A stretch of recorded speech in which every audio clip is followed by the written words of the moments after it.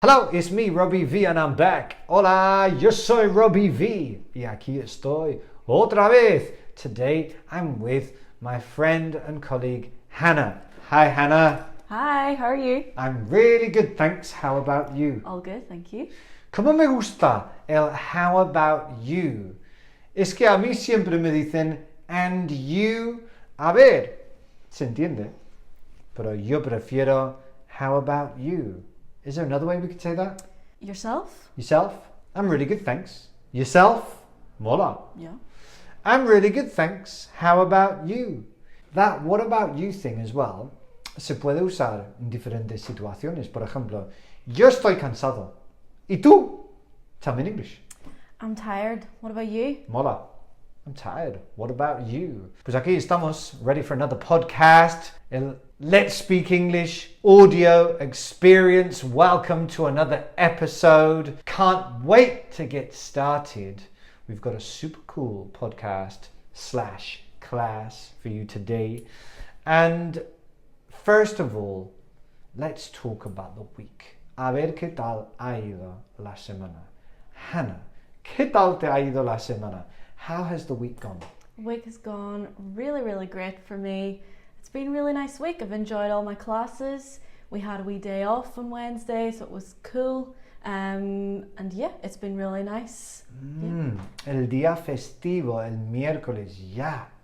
Día festivo en inglés, yo digo bank holiday. Public holiday? Public holiday, yeah. Yeah.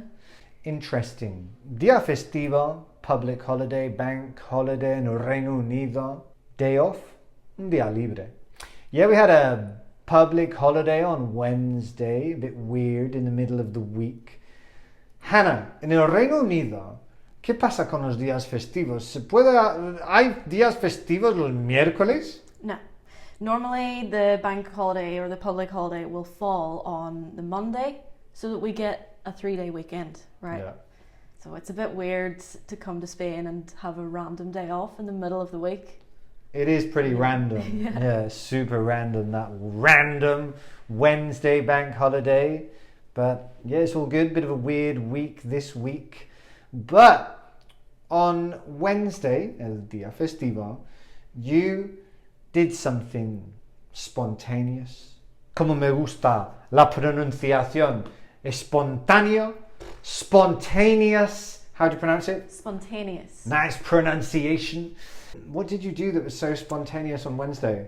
I went for lunch with some friends and one thing led to another and we ended up booking a trip for this weekend to Mallorca. Qué bien. Yeah. Qué buen estilo de vida. What a lifestyle. Lunch in a restaurant on a public holiday. Hey, let's just book. Wow. Reservar, to book. Let's just book a little trip to Mallorca.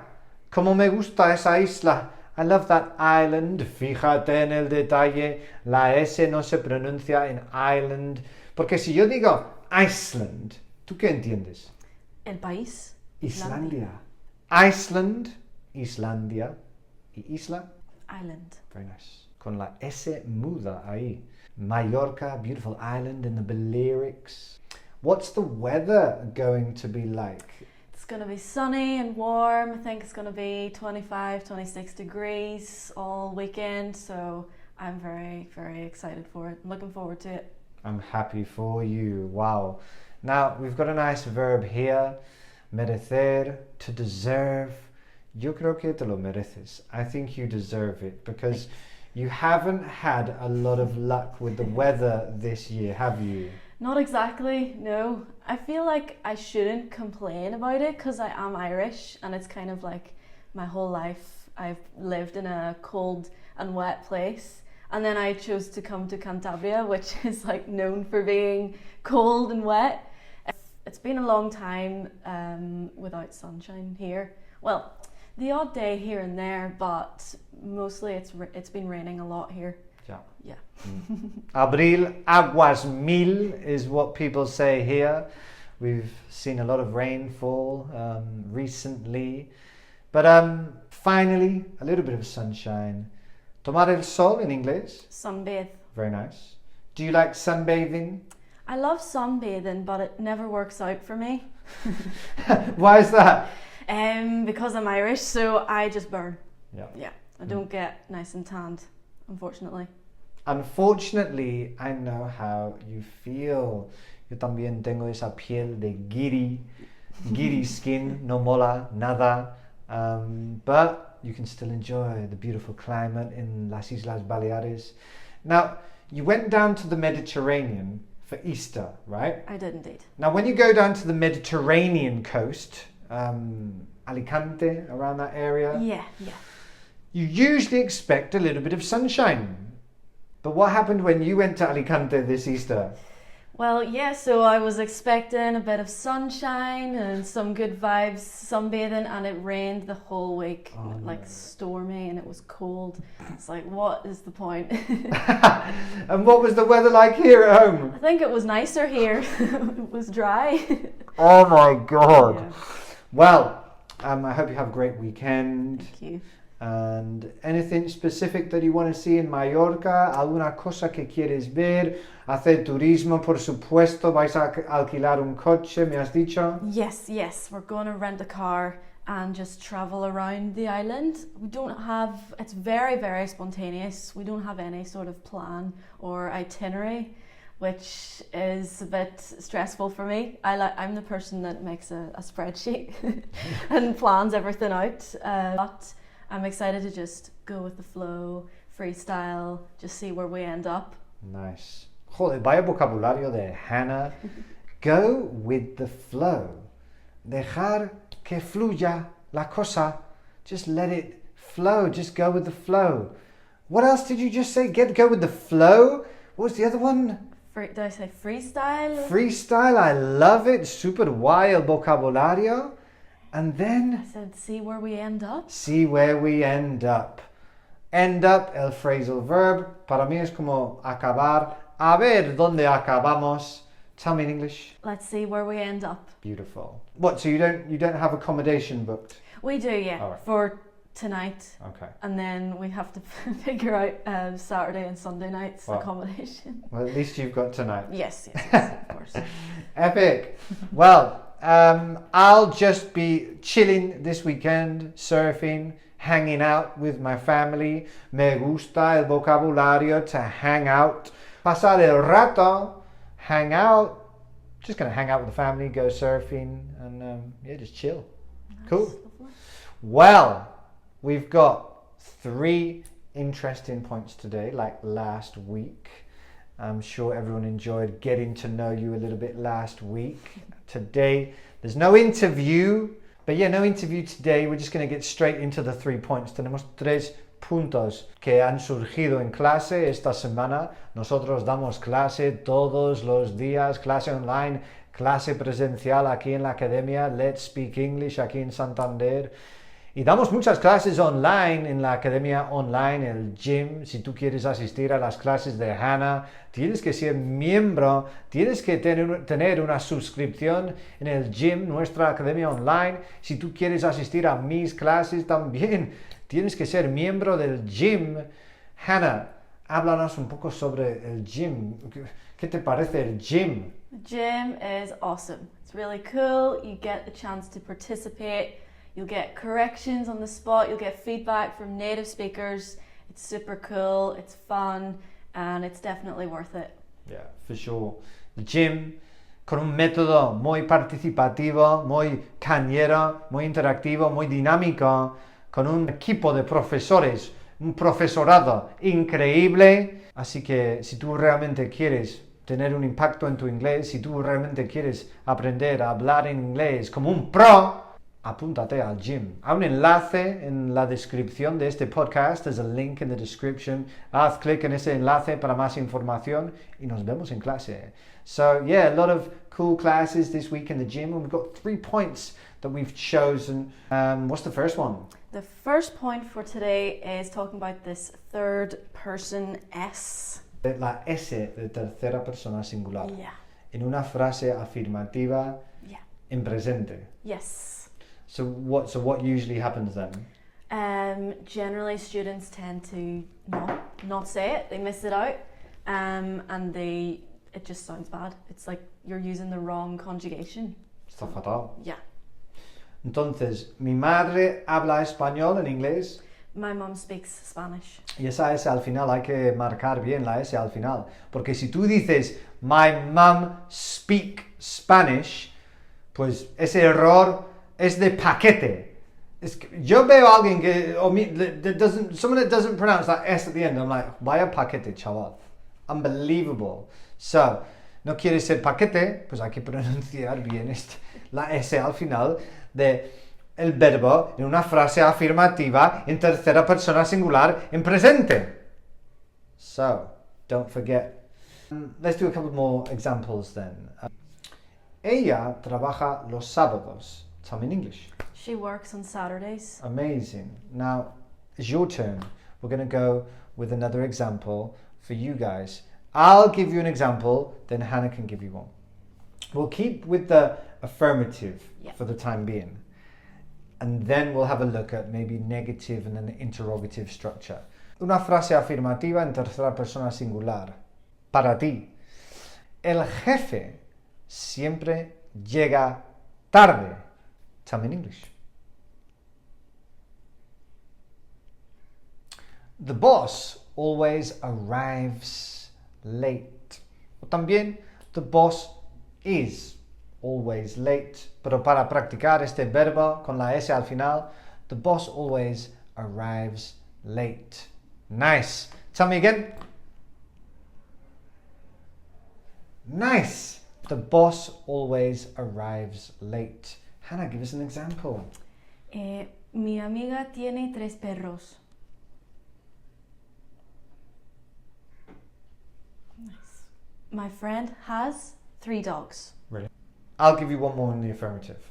What about this one?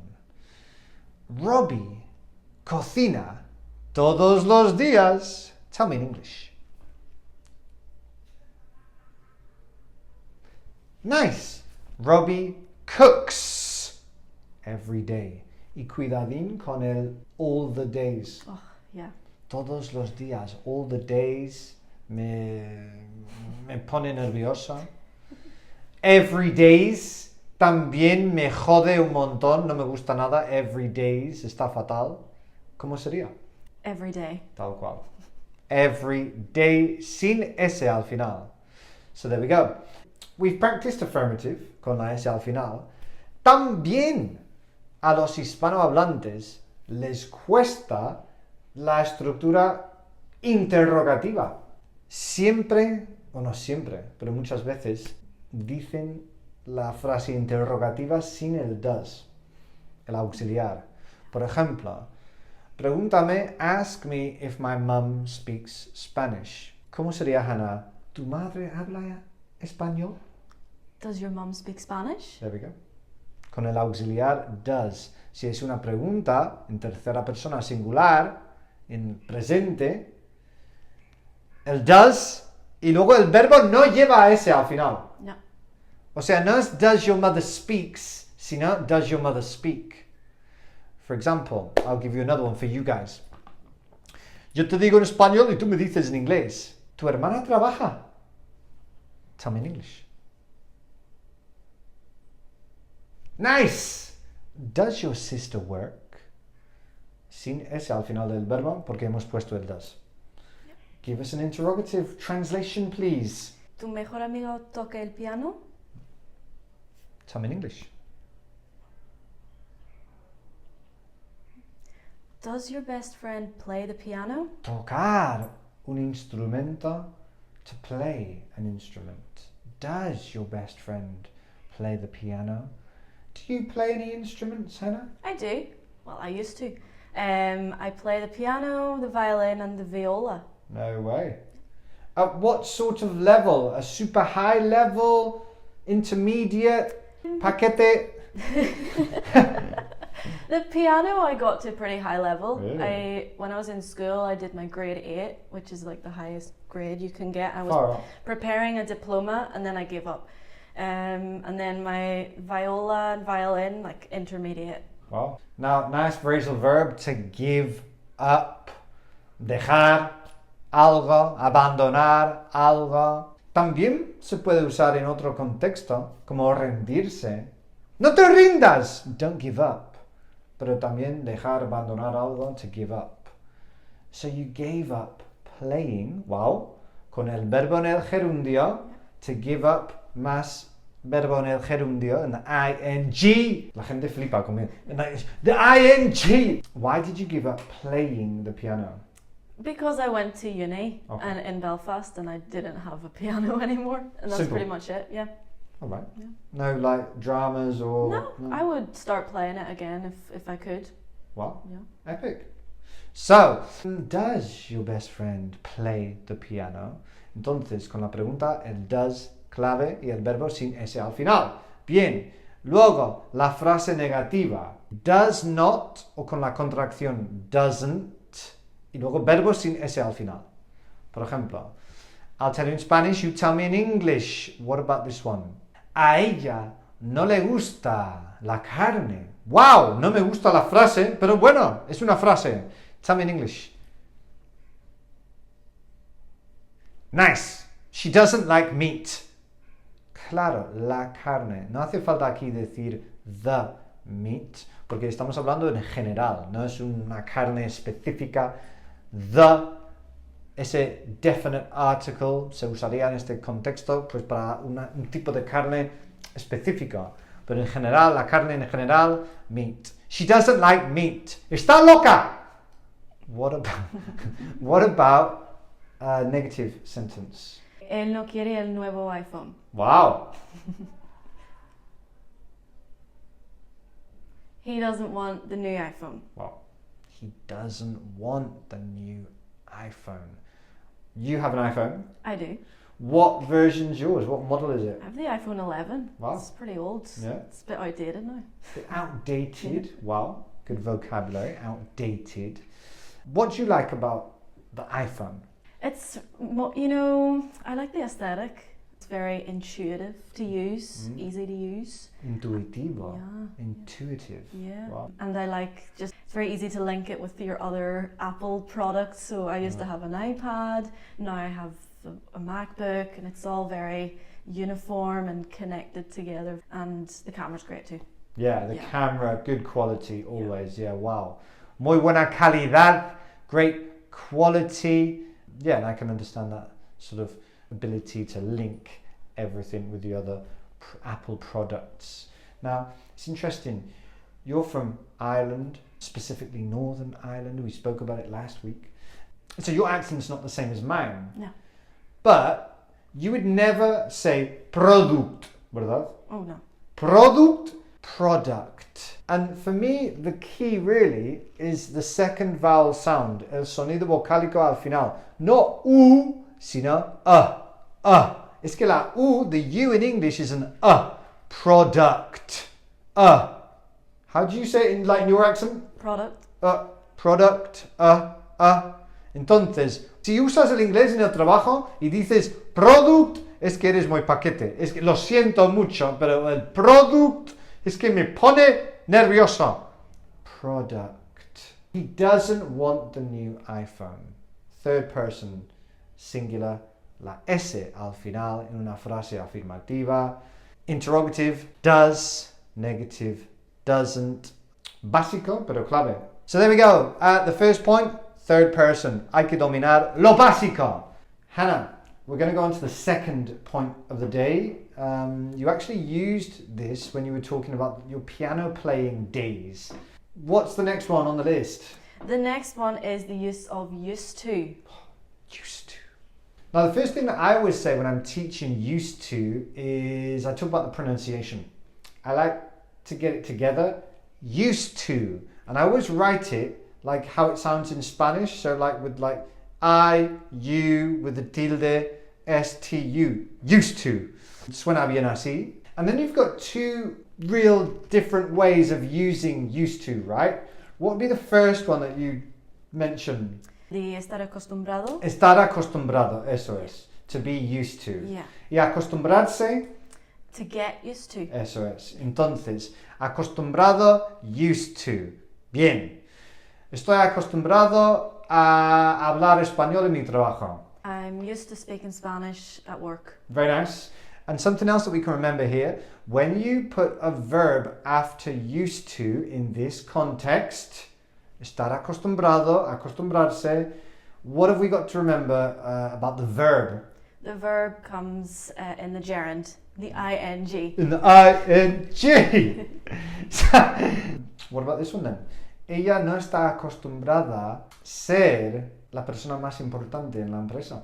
She's not used to being the most important person at the company. Acostumbrarse, to get used to, con el verbo. En el gerundio, tampoco hace falta poner un verbo después. Claro, yo puedo decir, estoy acostumbrado a la comida española. I'm used to Spanish food. True, really used to it. I love it. Pero si pongo un verbo, pues tengo que poner un verbo en el gerundio. Yo tardé 1 año en acostumbrarme a vivir en España. It took me a year to get used to living in Spain. Probably true for me. Probably took me about a year to get used to it. Very different. So there we go. That's one way of using used to. But then the other one is a little bit more complicated. Referred to in our books and nuestro material, used to past form. Yeah. What about this one then? So it's used to describe something that you did in the past but you don't do anymore. And I really like that. It's intimately related to not anymore. Realmente para mí, used to, past form, is a synonym of not anymore. It's really, really closely related there. Because if I say, I used to live in Madrid, that really means that now I don't live there. I used to, but not anymore. Yo antes era feliz. I used to be happy. Joder, qué triste la frase. I used to be happy. Which basically means that you're not happy right now. You're not happy anymore. But you used to be, but not anymore. Wow. Is that the case? No, I'm still happy. I'm glad to hear that. Me too. We had a chat about this the other day. I've been working in this profession now for 16 years. A long time. I've always had an issue with the translation into... Like, what did I say the other day? Do you remember? About el verbo soler. Yeah. But have you ever heard people say, used to is como decir solía? That's how I was taught the meaning in Spanish when I was in school. Yeah. Yeah, I was taught incorrectly. Yeah, it's almost like common, almost like knowledge. Yeah. I disagree. The reason I don't agree with that translation of used to as in solía, for me, is incorrect because you can't say yo solía vivir en Santander. Para mí sería yo antes vivía en Santander. There's a really good example as well que tenemos en el libro. Yo antes era cura. I wouldn't say yo solía ser cura. I would say yo antes era cura. I used to be a priest. So people think that solía is used to. And then for the present then, they'll go, entonces solía is the past. So si yo quiero decir yo suelo comer con mis padres los sábados, what do? They say I used to. Yeah, they use it wrong. So they just take away the D. Yeah. No se puede quitar la D y si quieres decir suelo o ella suele. Nosotros, el soler, it's not used to. Entonces, used to, past form, antes más el verbo en pasado. We're going to practice right now with some examples. The first one we'll give to Hannah. Antes vivía en Portugal. Very nice. And in English? I used to live in Portugal. Amazing. Antes, Hannah vivía en Portugal. Hannah used to live in Portugal. ¿Qué quiere decir? Que ya no vive ahí. Because used to, in this context, is intimately related to not anymore. Next one for you. Yo antes comía en buenos restaurantes. Tell me in English. Nice. I used to eat in good restaurants. Hannah, what about the next one? Ella antes trabajaba los sábados. Wow. Tell us in English. She used to work on Saturdays. She used to. She doesn't anymore, but she used to. Wow. Antes, Hannah tocaba el piano. Tell us in English. Yes, Hannah used to play the piano. Get that used to. Todo junto así. Used to. Tell me. Hannah used to play the piano. It's true. We'll go with Hannah for the next one. Antes yo hacía lo que quería. Tell us in English. I used to do what I wanted. Amazing. Me too. I used to do what I wanted. Yo antes hacía lo que quería. Pero ya no. What about the next one? Antes yo era feliz. Tell me in English. I used to be happy. Qué frase más triste. It's not true for me. I'm always happy. And we'll finish with one from Hannah. Okay. Antes era rico. Tell us in English. I used to be rich. Wow, I love that sentence. I used to be rich, but I'm not anymore. So, used to, it's not that difficult. Intimately related to not anymore. No tiene nada que ver con solía. Si quieres usar soler en presente, no puedes decir used to. It's usually. Yeah. Used to in the past. Antes más el verbo en pasado. Bien. So, another crucial point. We've got one more to go. What's the last one, Hannah? The last point is going to be about question tags. Question tags. Wowee. In Spanish, they don't have question tags. No, they don't. What do? They just that no at the end? Yeah. Like, for example, hace calor, ¿no? It's hot, isn't it? ¿Qué sería el question tag? So we could say it in English like, it's hot, right? Right. At the end. ¿Cuándo se usan los question tags entonces? At the end of a statement, it's like to ask for verification, Yeah. like asking for people to agree with you in a Yeah. way. Yeah. Yeah, I like that word, that verification. You're asking for confirmation, verification, exactly. So the question tags go after a statement. And what would you say that you have to remember with like if there's like an affirmative statement or negative statement?